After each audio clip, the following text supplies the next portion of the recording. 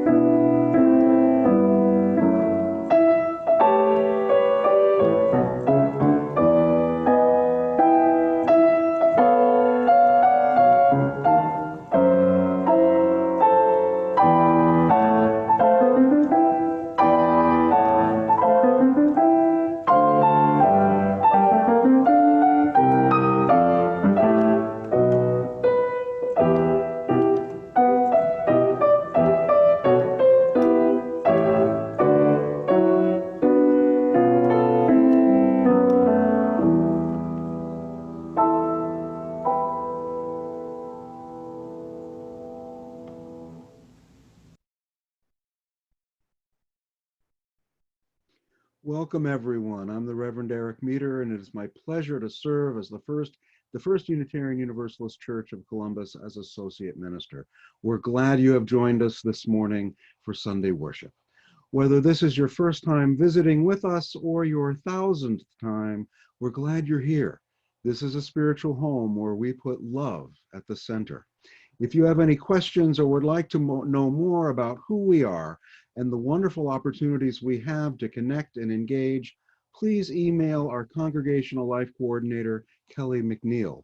Look for her address in the Zoom chat box. I also want to say hello to all the visitors from last week who reached out to let us know you tuned in. Welcome back, and thanks for reaching out.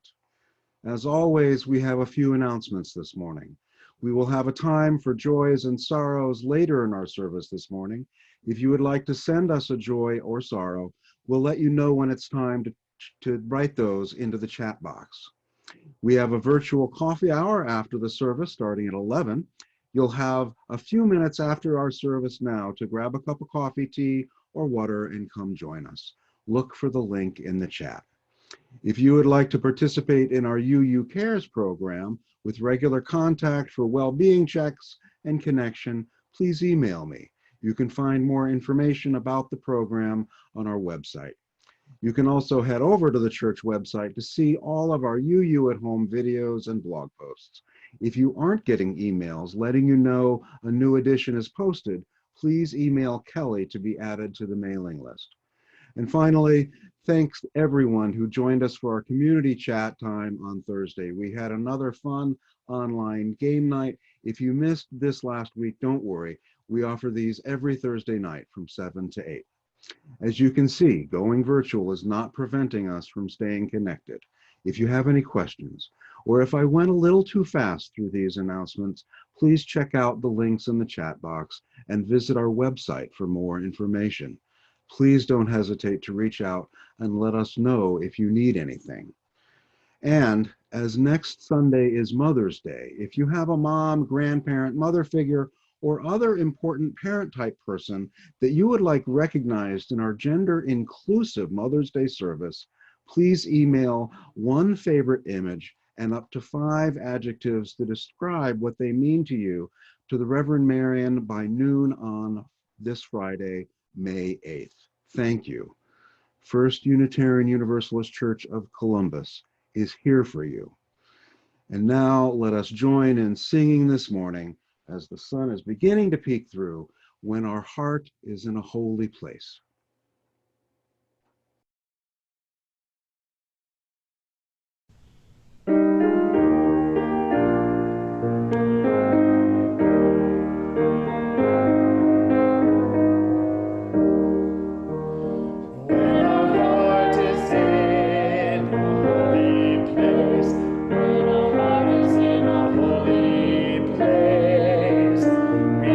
Blessed with love and amazing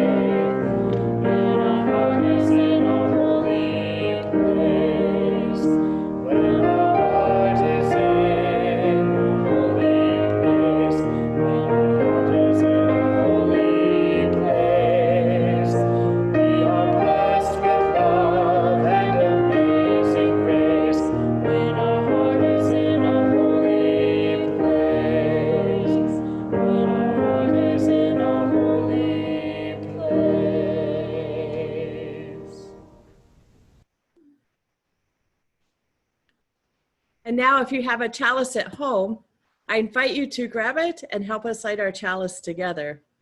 I invite you, once you have your chalice or your candle, to say our words together. Each morning, we must hold out the chalice of our being to receive, to carry, and to give back.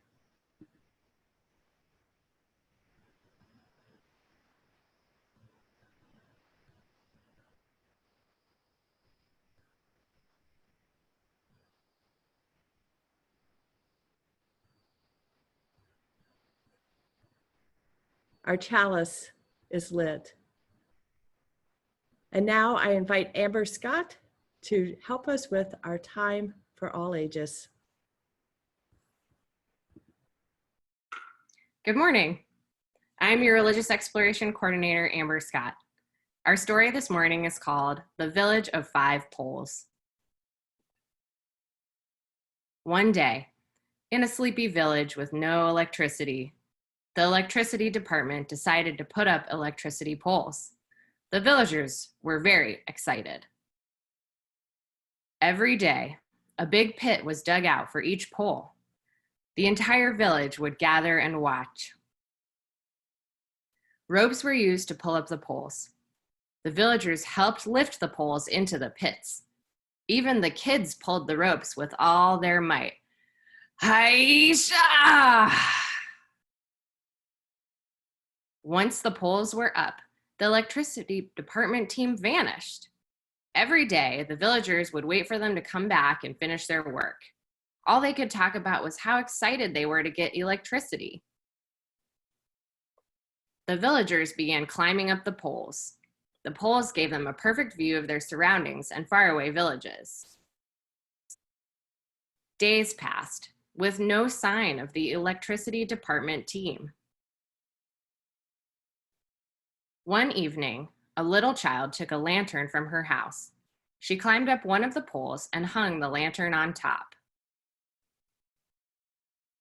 Everyone noticed the lovely bright lantern on top of the pole. The next evening, the villagers hung lanterns from all 5 poles. Every day, lanterns were taken down, refueled, and hung back up again. The villagers made a game of it and had lots of fun. Then, even without electricity, the nearby villages could spot this little village from afar at night. They began to call it the Village of 5 Poles. The end. Think about traditions and rituals that you have in your family or in your community. How can we hoist each other's lanterns and keep the home fires burning from a distance?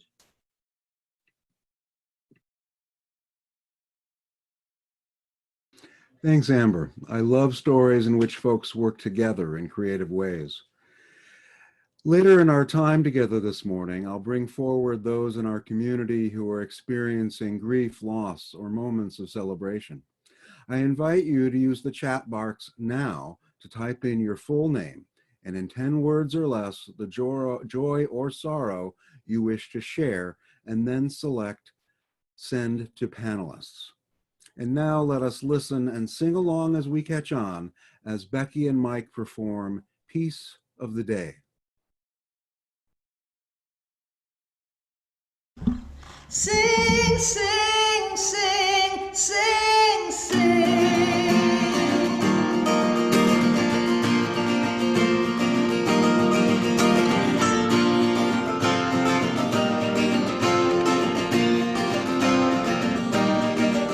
And you tell yourself you're not surprised. There's a hole in the cloud, and now you're drinking your still from the stream of life. And you tell yourself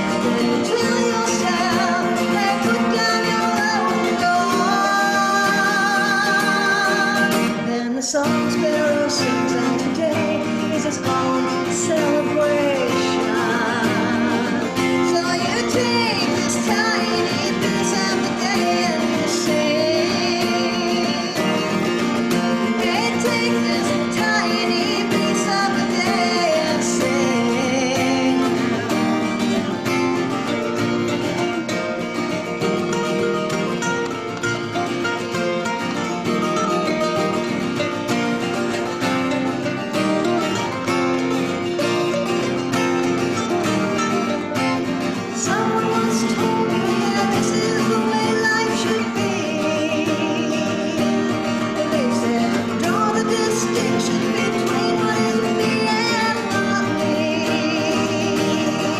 Then you live your life thinking sky is not me, earth is not me, and wind is not me, and you know this can't be true. When the song sparrow sings and today is its own celebration. So you take this tiny piece of the day and you sing. Oh, take this tiny piece of the day and sing. Oh, take this tiny piece of the day and sing. Oh, take this tiny piece of the day and sing. Sing, sing, sing, sing, sing, sing, sing, sing, sing, sing, oh,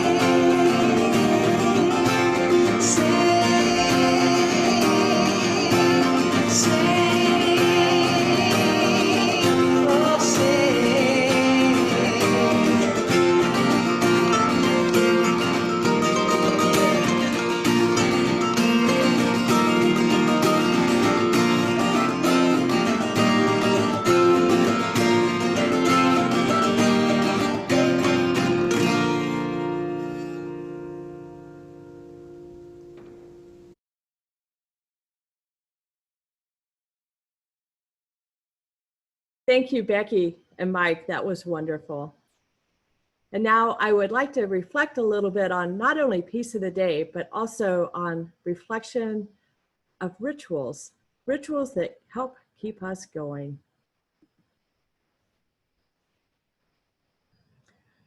On a hillside, 137 miles northeast of Columbus, bloom 58,000 daffodils, more or less with 50 years of time, marking the loss of young soldiers in a faraway South Asian American war zone.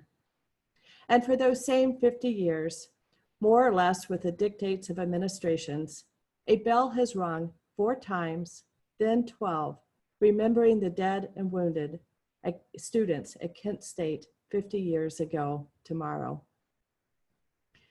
Those same 50 years are bookended by canceled graduation ceremonies at the university. In 1970, in the wake of the shootings, and now in the wake of the virus with shelter-in-place orders. Odd bookends, but also a framework to highlight the deep human need for ritual. Ritual that remembers, ritual that heals, and ritual that transcends.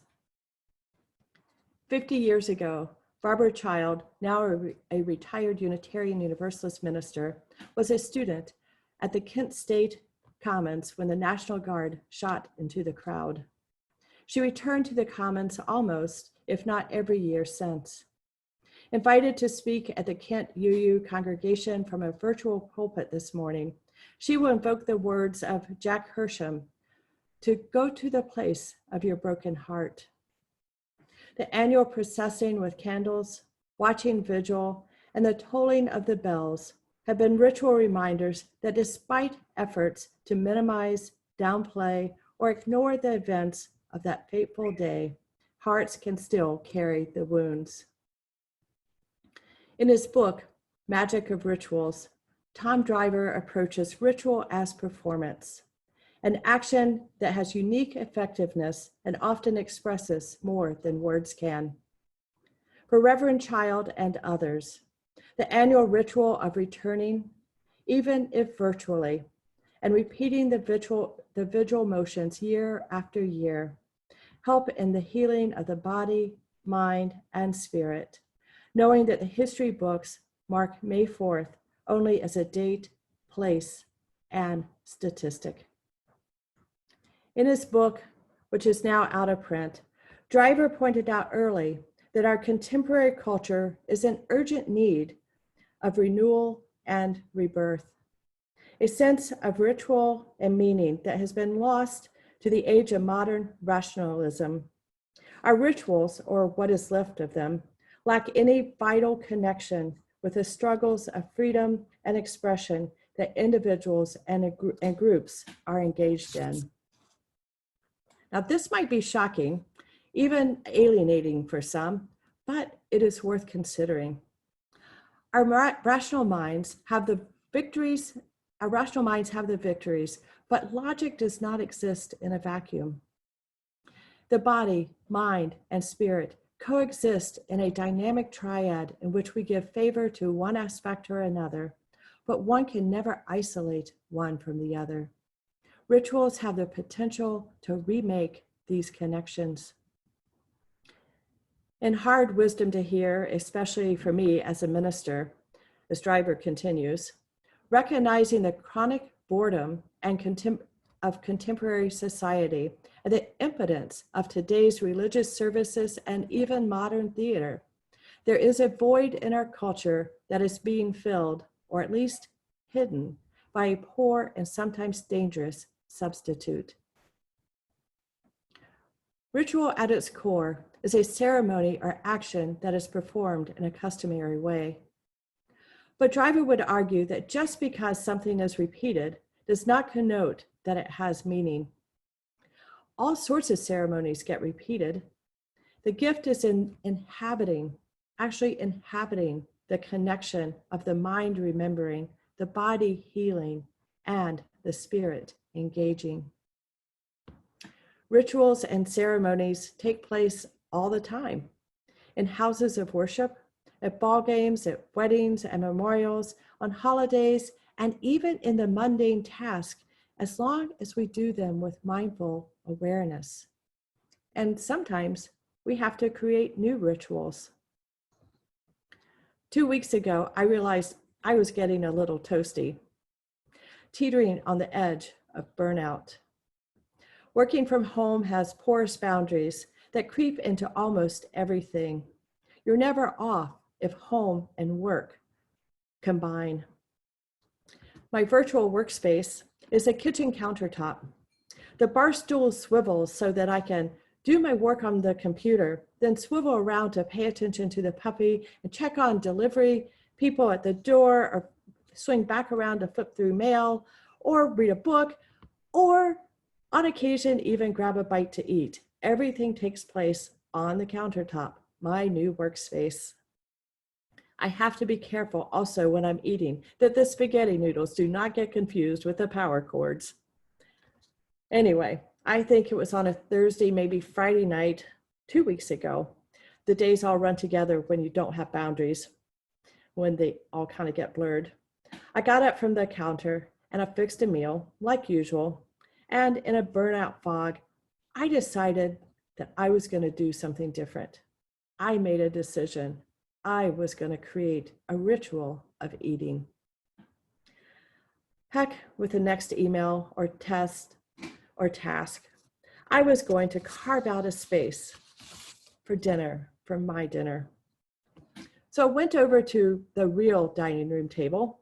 I cleared off a space and created a pleasing arrangement for the place setting. I turned off all the lights except for what I needed. I served my food in a mindful manner and sat down with intention. Before eating, I rang a small singing bowl. I offered a prayer of gratitude, and I had a moment of silence before savoring each bite. I even took time to breathe, to be in the moment. This small ritual helped me recreate that feeling of connection with my core being. This is what I think Driver was talking about when he wrote that our rituals and our ceremonies have become void and impotent.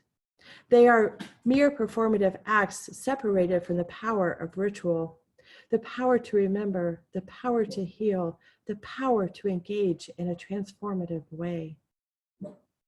In a reflection on ritual, Jean Dalby, Episcopal priest and author, writes, "Ritual actions give expression to the desires of one's heart.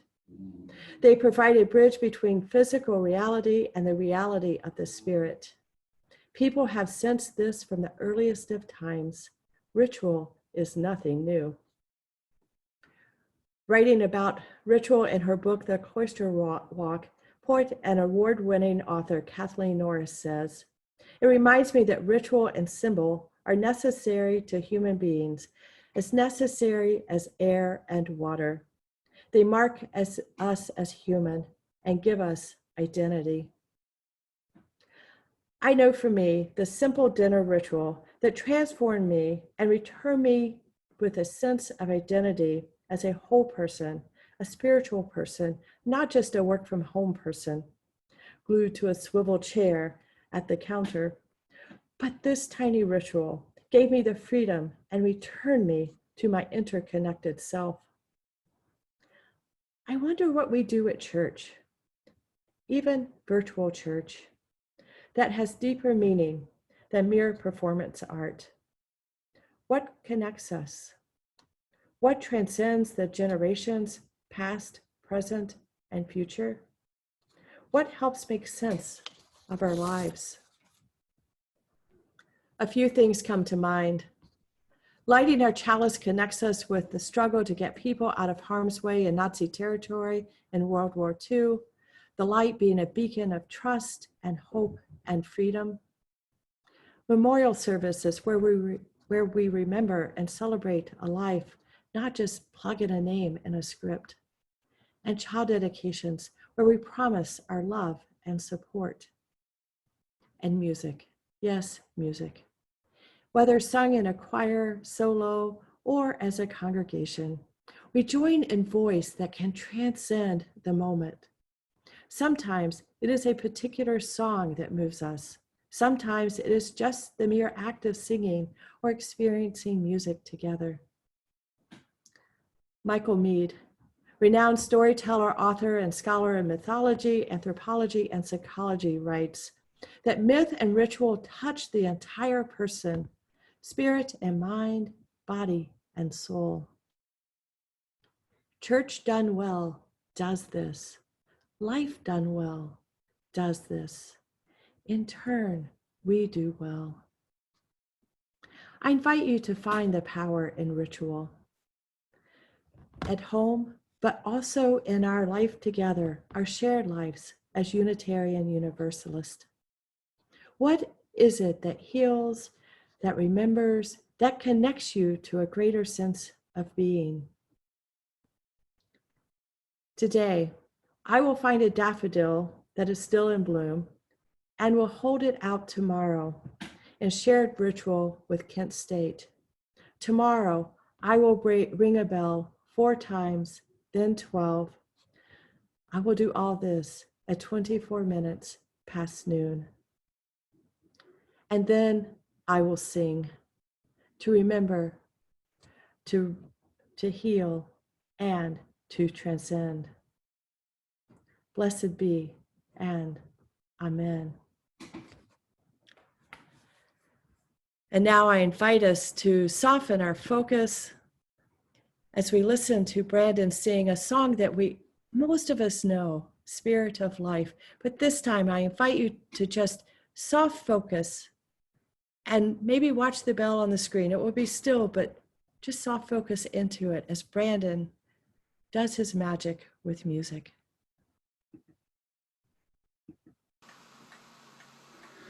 Spirit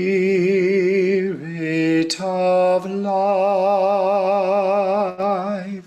come unto me. Sing in my heart all the stirrings of compassion. Blow in our wind, rise in the sea, move in the hand, giving life the shape of justice. Roots hold me close, wings set me free. Spirit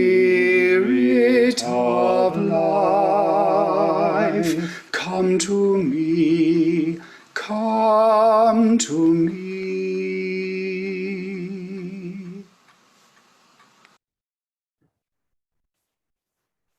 Amen, and blessed be.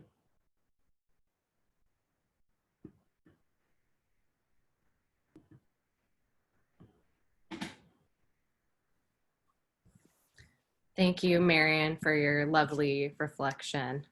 And thank you, Brandon, for that lovely music. First UU is a church that matters. It is in the foundation of our being to love, to care, and to be generous. Here we find meaning and inspiration in community, online and off. We also work for justice. We know this world is a long way from being fair to all people. It takes all of us to make it better. Just as we benefit from our ancestors who have gone before and lift up those who will follow, we celebrate the best of who we are, ask forgiveness when we fall short, and recommit ourselves to living our values. We promise to take care of what we have built together to make sure there is enough to support our vision and to help those in need. To offer our gifts and pay our promised pledges is to say to ourselves and the world that we are defined by our hearts and our deeper values. Our Share the Plate recipient for May is the Charitable Pharmacy of Central Ohio. The Charitable Pharmacy provides compassionate access to prescription medication, health screenings, health and wellness education, medication counseling, and social program referrals at no cost for low-income, uninsured, and underinsured individuals. The offering that helps build a better world and a better church will now be gratefully received online. You can donate online using text or our website, bank by mail, or write a check and mail it in. If you need to reduce or skip your pledge or contribution this month due to employment issues, please let us know. For everyone else, if you can, please consider increasing your contribution so we can keep the church running and help those who need help. Thank you for your generosity.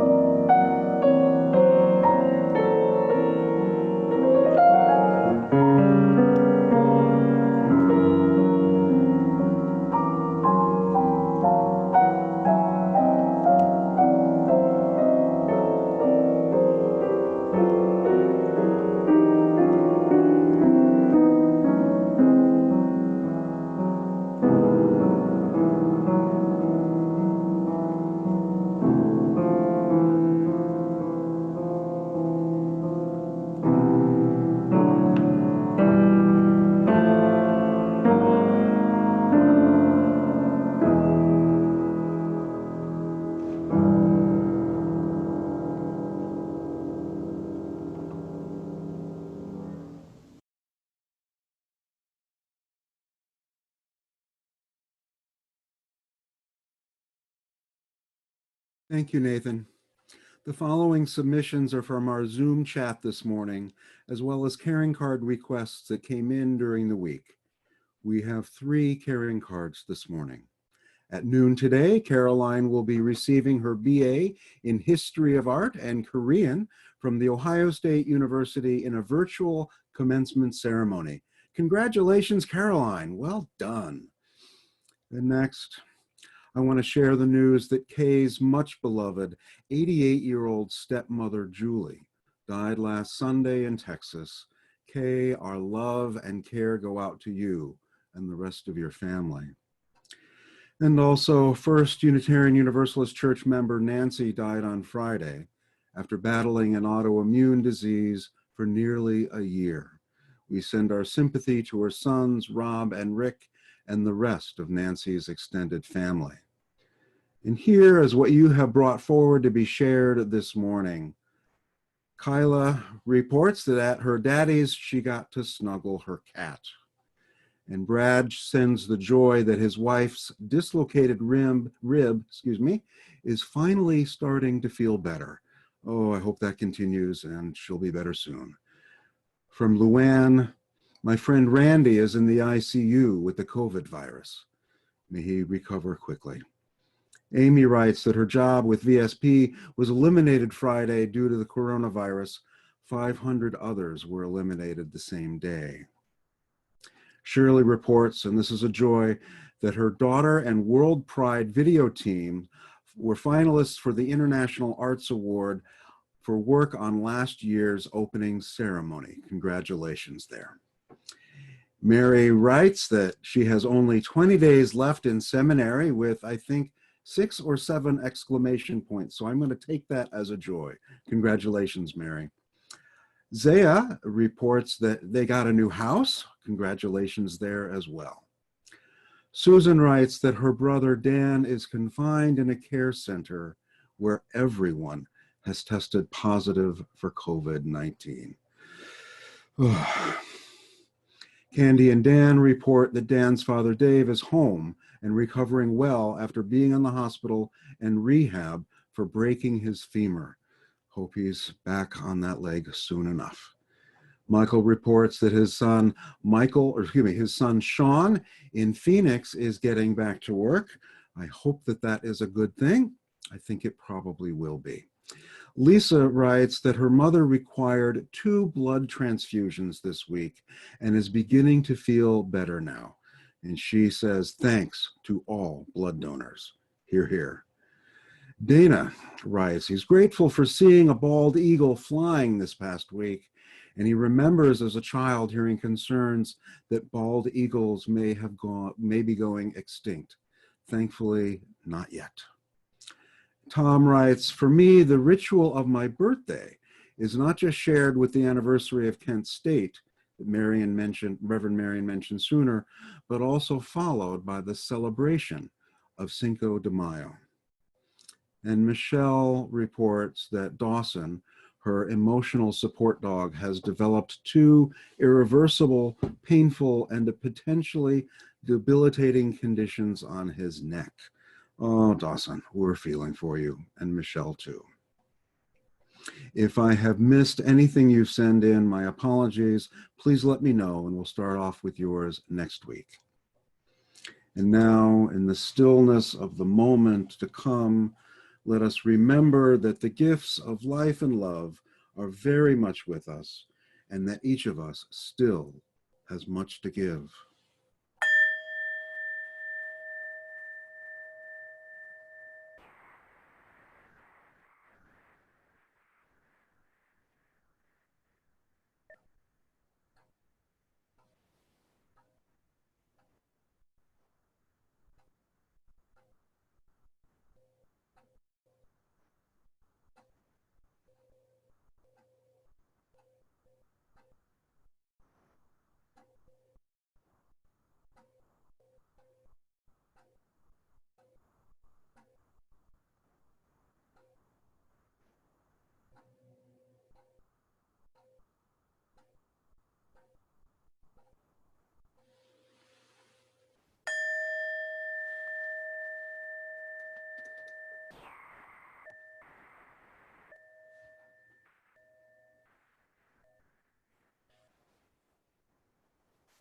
Together we emerge from this moment as we remember that we can be the creators of the rituals we need.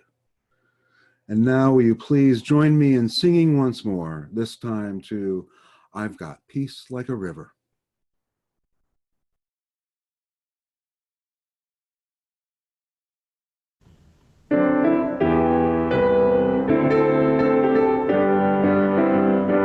I've got peace like a river, I've got peace like a river, I've got peace like a river in my soul. I've got peace like a river, I've got peace like a river, I've got peace like a river in my soul. I've got joy like a fountain, I've got joy like a fountain, I've got joy like a fountain in my soul. I've got joy like a fountain, I've got joy like a fountain, I've got joy like a fountain in my soul. I've got love like an ocean, I've got love like an ocean, I've got love like an ocean in my soul. I've got love like an ocean, I've got love like an ocean, I've got love like an ocean in my soul. I've got strength like a mountain, I've got strength like a mountain, I've got strength like a mountain in my soul. I've got strength like a mountain, I've got strength like a mountain, I've got strength like a mountain in my soul.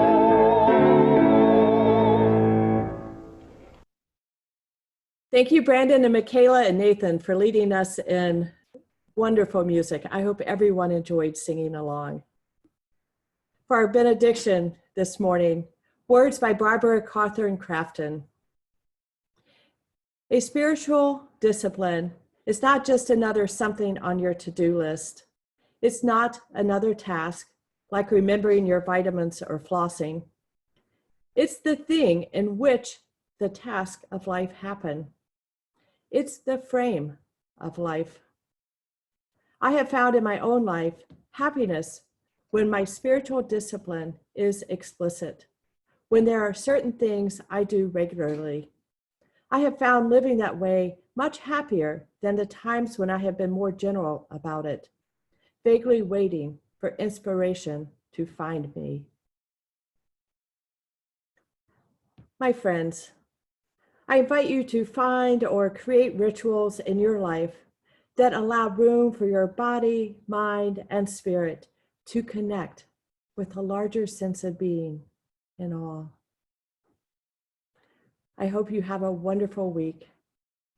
And as we listen to Nathan play our postlude, I remind you that at the end of the service, we will repost all the links that you need to connect. First, we will extinguish the chalice. As a symbol of our connection in shared vision as a congregation, I invite you to place your hands over your heart or virtually hold hands as we say our closing words together.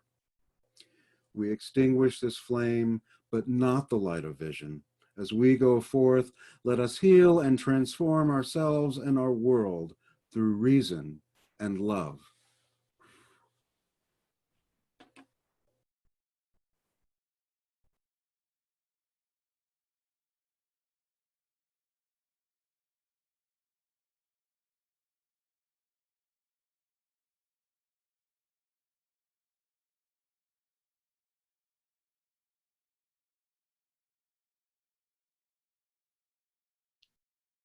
Everyone is invited to a coffee hour after the service. After the postlude, you will need to leave this broadcast, grab your coffee, tea, or water, and then head back into Zoom at 11 o'clock using the link posted in the chat. Every Sunday in May, there is also a kids and families check-in at 11 o'clock. The link was sent out in an email earlier this morning. If you need login information, please email me. The church's Discord channel and Facebook group are always open. Pop in anytime, and thank you for sharing. The link for coffee hour will be posted again after the postlude. For the kids and families check-in, please email me directly.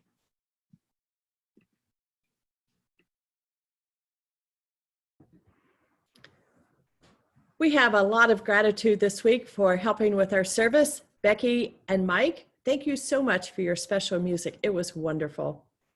And Brandon, wow, Spirit of Life, I've never heard it sung that way by one person, is so wonderful. Thank you so much. And Michaela and Nathan, also for your wonderful music. I'm a part of a wonderful ministry team that helps get these services going and bring you the best we can. We collaborate together, Amber, Kelly, Reverend Eric, and myself, and we do so in a spirit of love.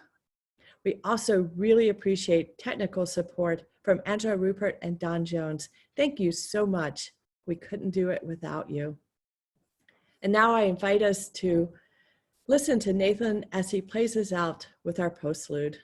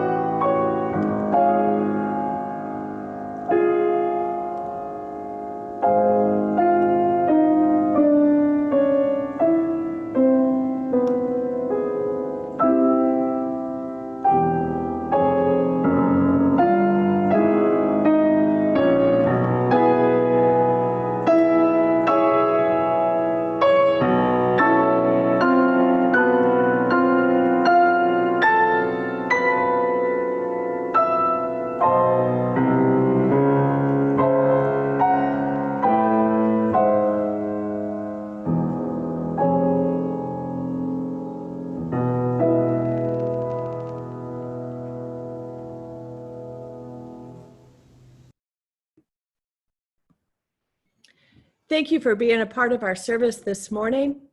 I invite you to consider as you leave this morning, what are your rituals? What brings you healing, helps you remember, connects you to a larger sense of being? For you, what are the most meaningful rituals that we do as Unitarian Universalist? Consider these for coffee hour and for your time this week. I also ask you to remember to send in photos of your mother or mom-like figure in your life, along with up to 5 adjectives describing her. Thank you and have a wonderful week.